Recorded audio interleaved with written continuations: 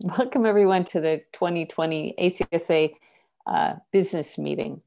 I'm Lynn Dearborn, the current president of ACSA and a professor at the School of Architecture at the University of Illinois at Urbana-Champaign.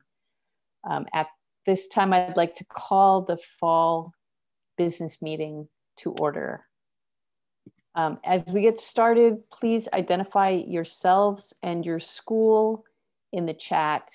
We'll do this in lieu of member callouts. The chat will serve as the record of who is here.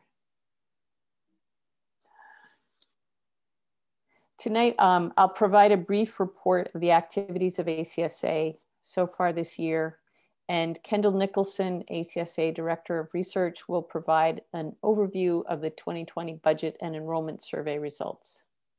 The main event of our meeting will be a series of 2 breakout sessions that will be moderated by ACSA directors. I'll talk more about the breakout topics later, but similar to the small group regional meetings we have held at in-person meetings, these breakouts help to provide ACSA with member feedback on our initiatives. We'll wrap up our meeting tonight with report outs from the groups following the breakouts. No, we have 12 directors on ACSA's board, most of whom are with us tonight and will be facilitating the breakout discussions that we'll have later on. Also with us is our fearless Executive Director, Mike Monty. As with many things this year, the work of the board and staff of ACSA has been challenged by conditions of the pandemic. We found new ways to conduct our business, and as you'll see, we've been quite busy.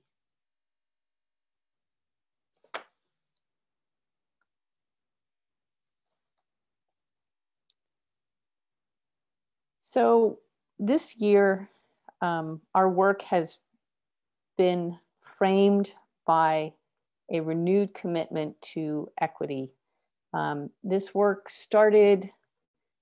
It's actually, equity has been on ACSA's strategic agenda for at least the past 5 years, but starting under President Rashida Ng, we have really focused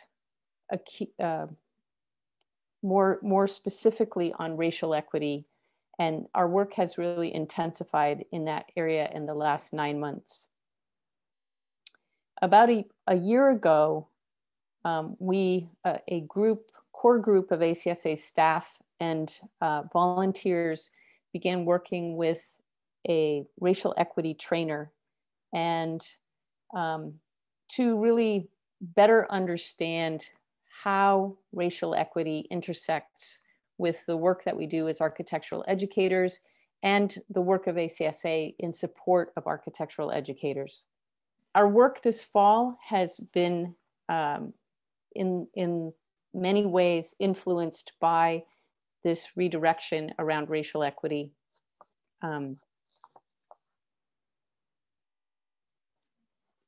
And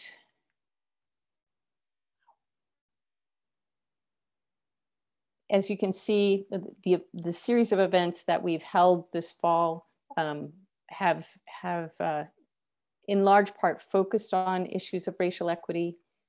We have the carbon conference that we worked on in conjunction with the AIA. And then we had a number of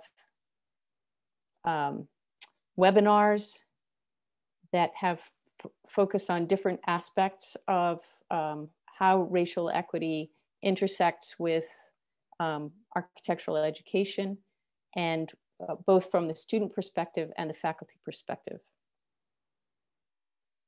Our work in this area is forwarded by 3 program committees: our education committee that you see here on the slide, our leadership committee, and then our research and scholarship committee. This year, our education committee is working on the power relationships between students and schools with a focus on creating a more equitable learning culture.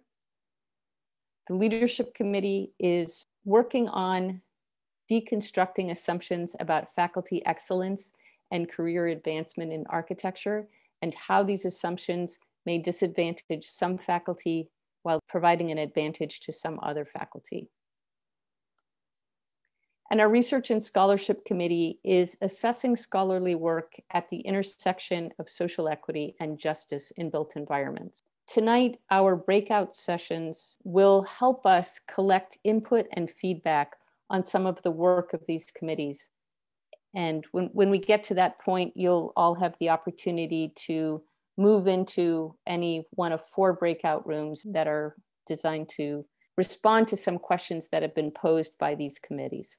So at this time, I'm going to ask Kendall to share his screen and provide and give us an overview of the budget and enrollment survey. Good afternoon, everyone. So I'm going to very quickly make a shout out for the Research and Scholarship Committee, who has a survey that's out through Friday. As Lynn just said, the Research and Scholarship Committee was charged with exploring and uncovering the research, creative practice, and scholarship that's happening at the intersection of social justice, equity, and architecture. And we know that work is happening all across the United States and even outside of the country. And so we have put out a survey to all of our ACSA faculty that you can fill out either on your own behalf or on the behalf of colleagues that you know, in an effort to gather as much research on that topic and that intersection as we can. With that, I'm going to share the budget and enrollment survey results. So the budget and enrollment survey is given every fall. And I have to report, unfortunately, that we have tracked the total budgets, travel budgets, and discretionary budgets for the past 10 years, 10 plus years. And we're seeing large decreases in all 3 budgets, which I'm sure does not come as a surprise. As you can see here in this vibrant chartreuse green yellow here for the 2020-21 year, the majority of schools, over 60% of schools reported that their total budgets decreased. The same was said for their travel budgets. There is a prediction that things will rebound next year in 21-22, and I hope that rebound is true. But in this current year, there were no schools that reported a more than 6% increase in travel budgets, and that makes a lot of sense considering that very few people are traveling. And then discretionary budgets, just under 60% reported negative impact or a decrease to the discretionary budgets, which was also the fact last year. However, excuse me, last year that increase was less than 5%. This year it's gone from 19% to approximately 55%. When we looked at trends in applications and enrollment, the trends seem to not have much direction outside of the MARC programs. MARC programs, you see this positive trend if you're looking in the bottom left from where it says more than -15 to the upper right where it says more than positive 15%. Looking at, and this is applications horizontally and enrollment vertically, you'll see that there appears to be a loose tie, albeit a tie, between applications and enrollments, which is a good sign. So if schools received additional additional applications, then they also were likely to receive additional an increase in enrollment. And then this year we were able to ask a few additional questions. This question was about faculty teaching load per academic term. So in a given semester or quarter, we asked faculty how many, what was the average number of courses taught for adjuncts, for general faculty, for tenure track and tenure faculty, and faculty administrators. And what you see here Let me go back and say we also asked this based on credit hours, and that proved to be a little bit complicated without knowing exactly which courses are being taught. So I decided here on number of courses, and so this shows us that adjunct faculty across ACSA member schools teach somewhere between 1 to 2 courses. That general faculty tend to teach 3 to 4 courses. That tenure track or that faculty administrators often teach 1 course. A lot of the schools reported that faculty administrators maybe did not teach a course. I think it just really depends on what the administrative load is. And for tenure track and tenured faculty, you'll see 2.4 and 2.5 respectively, which gives us an average of 2 to 3 courses in a given semester with very little difference between whether someone was tenure track or tenured. And then we always ask about changes in faculty dynamics. And so this is always one of the slides that I usually get to have a really exciting report that schools are adding full-time or part-time faculty. Unfortunately, as we might expect with COVID-19 at everyone's doorstep, for lack of a better word, you can see at the bottom right of the screen that there's been a large increase in the percentage of schools that reported that they were reducing part-time faculty, reducing full-time faculty, and increasing the load for faculty. And so we consequently saw fewer schools reporting that there was no change in hiring and faculty dynamics, or that they were adding part-time and full-time faculty. I will say, anecdotally, I have heard our membership team say that we've been receiving some job ads.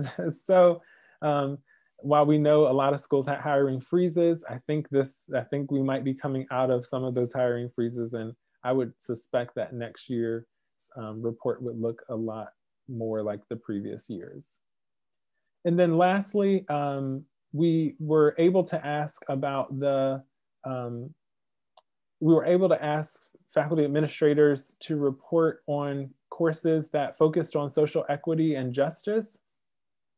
This year we got approximately 85 responses from schools, which is fairly typical for this survey. It's usually about half of our accredited membership and some additional schools. And I'm not usually the biggest fan of word clouds, but I thought it worked here. When I looked at the course titles for the new courses that were added, these are the words that kind of came out. They were largely about race in architecture, utilizing design. There were a number of studios that you can see there with the word studio, and also focused on the environment, climate action, climate change. There'll be another report out of this really listing the schools and the courses that they are offering this semester and in future semesters. And out of this year's survey, we were able to gather, I think I just met 100 courses from 30 to 40 schools. So I know that there are more schools out there that are probably implementing new courses that focus on this. And if anybody has one that they think was not included, you're more than welcome to send it my way. And with that, I think I'm passing it back to Lynn. Thank you. Thanks, Kendall. ACSA is an organization of 218 member schools. And I want to take just a few minutes to talk about membership in ACSA. First, we know, and I want to acknowledge that very difficult funding situation that Kendall just pointed out for I would say a majority of our member programs. And so, we thank you very much for paying dues. We understand the difficulties And we are doing everything that we can to make the most of the dues that are paid to us.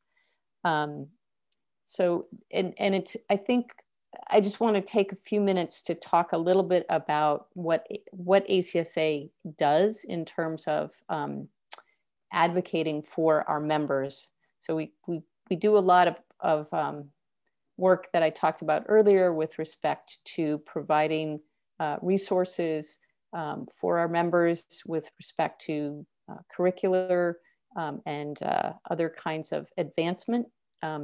So ACSA sits in this space between the discipline and the profession, and it serves multiple roles. And it's a position that perhaps not all faculty or administrators take time to reflect on. That, you know, we sit in this place where we actually advocate for our members in both professional and disciplinary realms. So we want to thank you for being part of ACSA. We're an academic society that seeks to provide opportunities for faculty to develop their careers. We do this in one of the most diverse disciplines, and we make it a priority to serve faculty across the curriculum. From ACSA annual meetings to TAD and JAE journals to collaborative efforts like the Design and Health Research Consortium. We define standards for research and peer recognition through our journals, our academic conferences, our annual awards programs, and design competitions. Our conferences aim to pay for themselves, and our competitions are sponsored usually by outside sponsors. The remaining peer-reviewed programs are underwritten by your school's dues. We're also an advocacy organization that represents the interests of schools. We are your voice when it comes to limiting the scope and costs of accreditation and to correcting narrow expectations about our graduates and what the purpose of higher education should be. We're a $2.5 million organization that gets the respect of collaterals such as the AIA and NCARB, whose budgets are 15 to 30 times larger than ours. At our best moments, we see students as ends in themselves, not as human capital, not as record holders, and not as opportunities for profit margins. We can't do this job without members, the contributions of so many member volunteers, and the dues that you pay. We hope that you can imagine what would happen to the discipline and the profession if ACSA were not a consistent presence representing the academic experience from the perspective of architecture programs, faculty members, and faculty-student relationships. We appreciate that we're able to do what we do because of our members, and we make every effort to serve our members where and whenever we can. So thank you all very much for your contributions, both monetary and in so many other ways.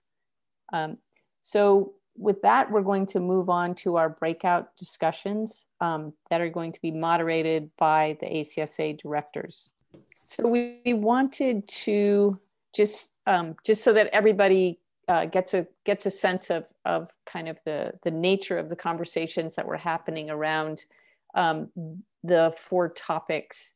I wanted to ask one of the members of the board who were facilitating, to the extent that there was facilitation, to maybe just give us a little snapshot of some of the key things that came up. So I'll start with the learning outcomes in degree programs group.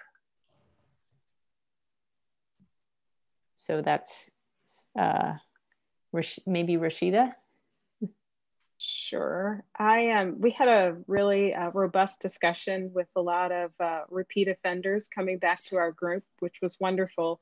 And we really talked about research, leadership, risk-taking, help me out, entrepreneurship, and kind of what students, those characteristics that students would take into their careers later, and those being distinguishing characteristics of 5-year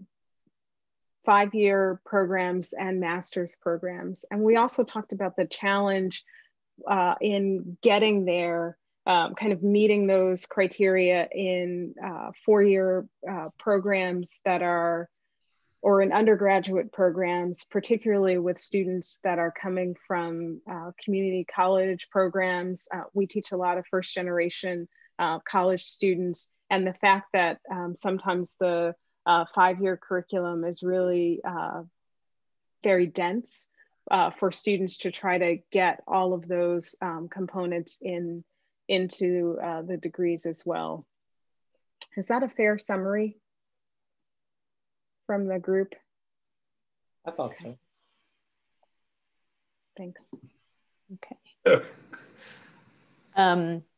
If I can call on somebody from the Learning, Culture, and Student Voices, and that's so Sarah or Alexis or Victor.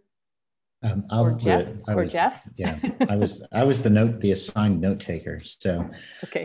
Yeah, I think, I mean, our session, our breakout really was a follow up to the panel discussion last night, and we had mostly the same folks in both halves of our breakout. I think the most of the comments and discussion really surrounded on issues of involving students in conversations within our schools. So whether it's student-to-student mentoring or involving students on faculty committees, which I think was something that came up in some discussion. Actually in one case, a school is changing its bylaws to put student members on most faculty committees, maybe all, I'm not sure. Thinking of ways that we can empower the students to be willing to share, and then helping faculty understand that it's really it's important to just listen to the students rather than to dictate the modes of dialogue. And I think there were other things that came up in the panel that we talked about, changing curricula and thinking about the subtleties of that. And it's not just adding certain content to history courses, but thinking about the naming of courses and what's included in, for example, modern architecture. That can also include indigenous design practices, which think of themselves as future forward and not just part of the past. So I think there are really a lot of interesting ideas that came out. One is a new project at one university to create a path for minority students to consider a future as an instructor or faculty member to sort of help mentor students interested in that, and so on. So there were a lot of good things came out. I don't know if anyone else has anything else that's specific they want to share, Alexis or Sarah. Great job, Jeff. Thank you. Yeah, I would say in addition to everything Jeff mentioned, there was a little harder to pin down, but no less important discussion of why some students are confident and others are shy, and what if there are structural reasons of trauma and discrimination, lack of experience or familiarity or comfort in the university, how that lack of confidence or shyness or willingness to apply for a job or to believe that you're worthy is being exacerbated by the pandemic, and also some ideas about how people are getting around that. Thank you. The curricular change, I was in that room, but I'd like to call on either, Sharon or Robert or Christine, if you have any summaries. Sharon was our scribe. Sort of. Sharon and I were scribing together. We were both scribing. Well, I can just say a few things and you could chime in. We actually had 3 sub questions under our main question, which is what efforts are underway in your architecture program or in your institution broadly to initiate curricular changes. We spent most of the time in both sessions, which was mostly the same individual. So it was a continuation of conversation, which was really great. Discussing bullet point 1, which was in response to calls for more equitable curricula. And there was some, I mean, everyone sort of reported out some version of what's going on in their various schools, from things that are happening at the state level, like mandated gen ed courses, to new introductory courses. Christina Yu from New Mexico reported out on this really fascinating student experience project, and how it's sort of informing working particularly with first-gen students.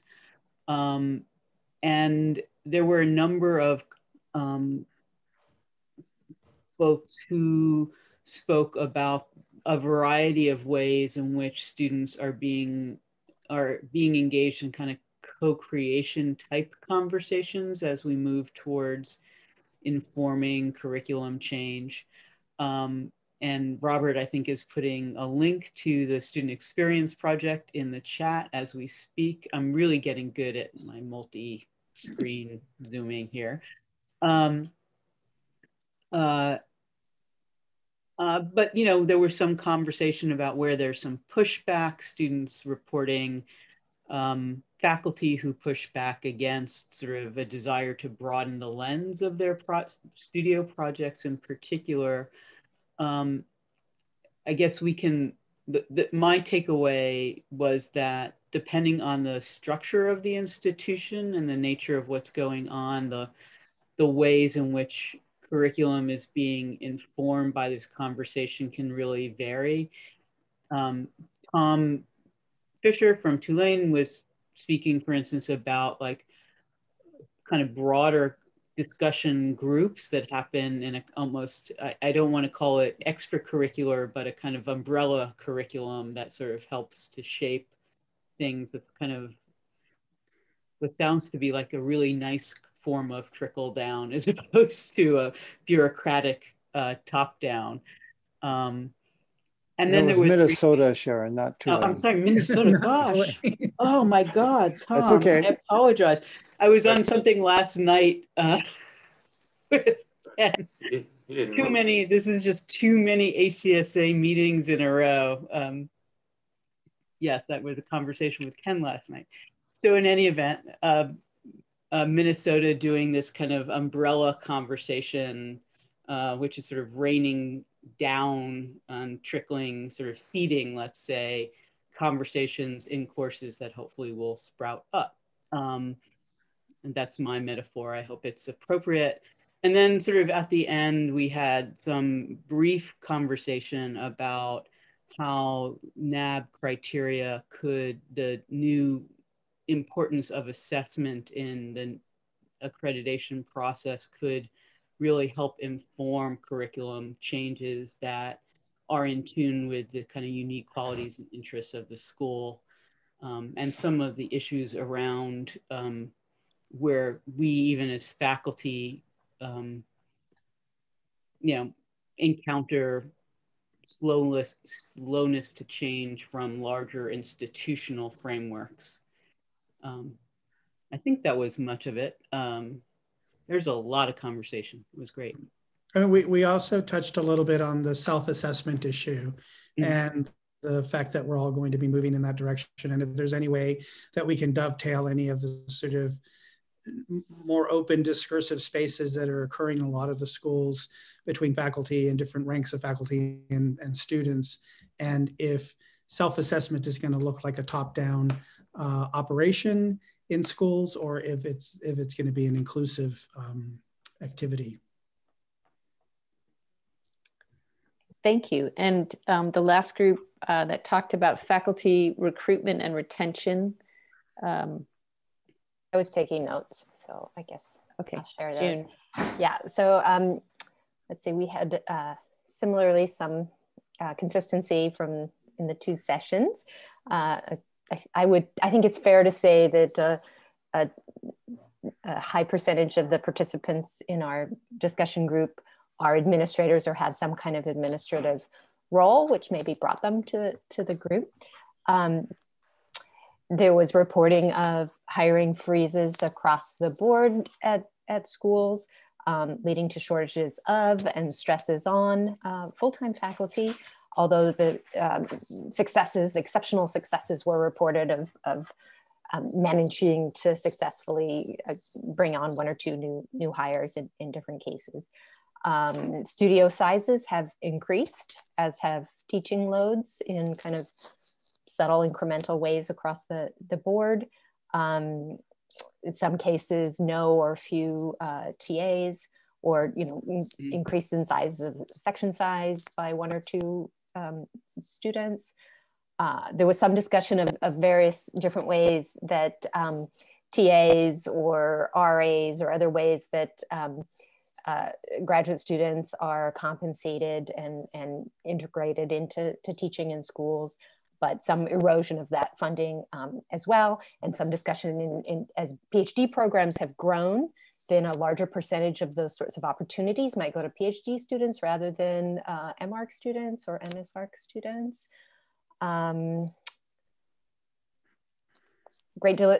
I think everybody in our discussion was at a public institution, so a fair amount of discussion of the role of unions and rules in these things, and how they protect and how they also kind of inhibit some flexibility, sort of how much adjuncts are paid. Some discussion of creative ways to create different kinds of positions. So not just TAs and GAs, but you could have course assistants, digital assistants, faculty assistants, a whole range of different kinds of things like that. Then we had a discussion of how can ACSA help? And I think there was discussion about the need, I don't know if Kendall's still here, but to collect some more data or understand all the different practices at school. How many credits is a studio, but how many contact hours are assigned to it, or teaching hours are assigned to it? Our faculty, adjunct faculty especially, or even full-time faculty, how is workload calculated relative to number of credits for different kinds of courses versus the contact hours and so on? There appears to be quite a bit of difference across the board, and how does that then factor into how architecture departments or programs are understood within their larger institutional context, where higher up administrators think about courses and credits in more conventional kind of categories. What's the cost to educate per student in different programs, and so on.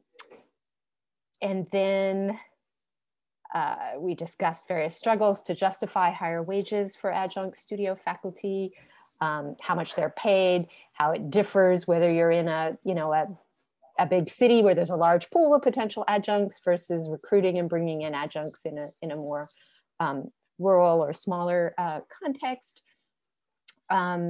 We also had a lot of discussion of the emergence of these sort of in-between fixed term type positions. So between the full-time tenure track and tenure faculty and the highly contingent adjuncts, the emergence of 1 or 2 year fellowships, or lecturer type positions, or converting long-term adjuncts into positions that have more security, and some discussion of the different ways that's being done in different places.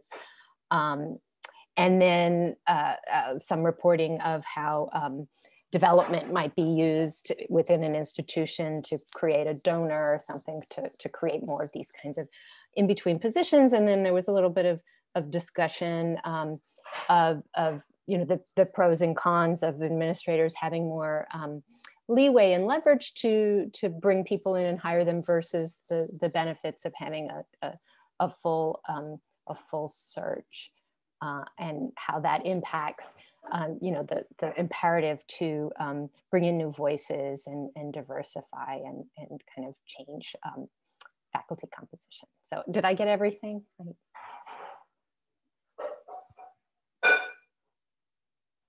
So there was some key things that I'll share back about how ACSA could potentially help in this area. Thanks, June. It looks like you've gotten a thumbs up from some other people on in your breakout, so good.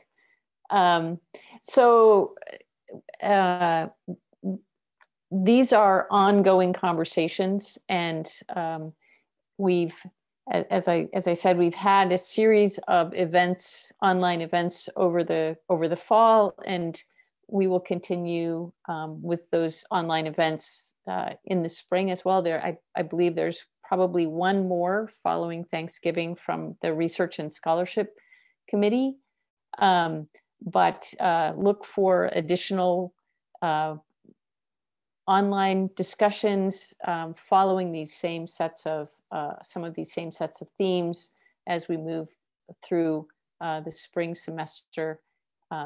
And with that, I thank you all for these really I think robust and very interesting conversations. It was with the set of conversations I was involved in. It was great to hear the diversity of things that are going on at different schools. And I think, you know, it's heartening to me to hear how active some students are. And it gives me, I think, some thoughts about my own institution in terms of how better to support the student voices in helping us make change. So, thank you. Can I just make a comment? I want to thank the board and everybody for pivoting so well and making this really meaningful as we've moved forward. I think the ACSA is doing a great job, and I just wanted to thank the board that you've been able to do that in these times. So appreciate it. Thank you, Mark. Thank you for having us. Good to see everybody. Thank you all. Yeah. Thank you all. Bye-bye. Bye. Thank you. Bye.